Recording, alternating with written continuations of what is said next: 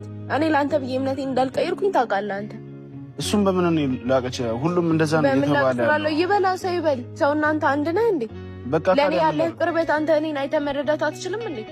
ሁሉም ጭራሽ ከነሱ ጋር ተመሳስለህ እኔን ለኔ ብለሽ ነው የሞንሽን ቀየርሽ። እኔ ካንተ ጋር ተው እንደዛ ማለት አይደለም። ግን በቃ ምን ላድርግ እኮ ምን ላድርግ ታዲያ? እኔ ነኝ እንዴ አሁን ኪያ ለምንድን ነው እንደዚህ በግድ ልጅቷን አስገድዳት ሃይማኖቷን ስላስቀየርካት አሳስራለሁ እያለችኝ እያስፈራራችኝ አይደል እንዴ?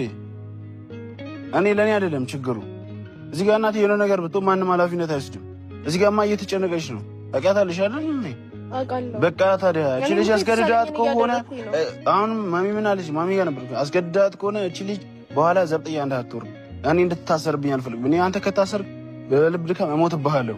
ስለዚህ አሁኑኑ እቺ ልጅ በጉልበት ሆነ በሌላ ነገር ልጅቷን አስቀይራት ከሆነ ወደ ሃይማኖቷ ትመለስ ስላለች ታውቃለህ እኮ አንተ ይሄ እንዳልሆነ እኮ ታውቃለህ አይደል እንዴ? አታስረዳም እንዴ ለሰው? እኔ ስንት ነገር ነው የሆንኩት፣ ስንት ነገር ነው የተባልኩት። እምነቴን ደግሞ እኔ ዝም ብዬ በየደቂቃው የምቀይር እኔ ሰይጣን ነኝ እንዴ? ግራ ቢገባኝ እኮ ነው። ምን ላድርግ ታዲያ? እነ ኪራም የመጡት ለዚህ ዓላማ ነበር። ለዚህ ዓላማ ነበር የመጡት እና ሰማሃቸው አንተ?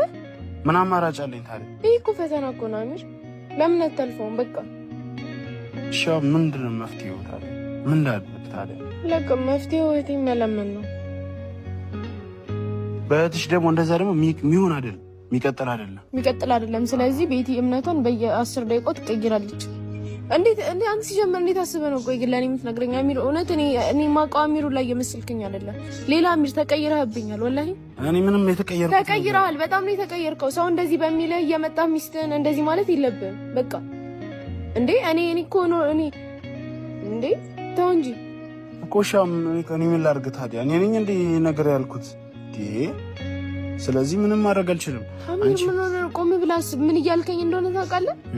ለኔ ብለሽ ነው እምነትሽን የቀየርሽው። ስለዚህ አሁን ደግሞ እምነትሽን መቀየር አለብሽ። በቃ አልሆነም።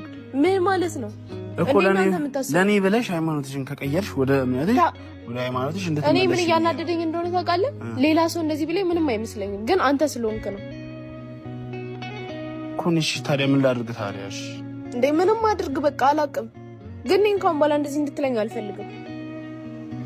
ሰማኛ አልፈልግም። በቃ አንተ ስለኔ ሁሉን ነገር እያወቅ እኔ ቢስሚላህ ሁሉንም ነገር እያወቅ አንተ እኔ አሁን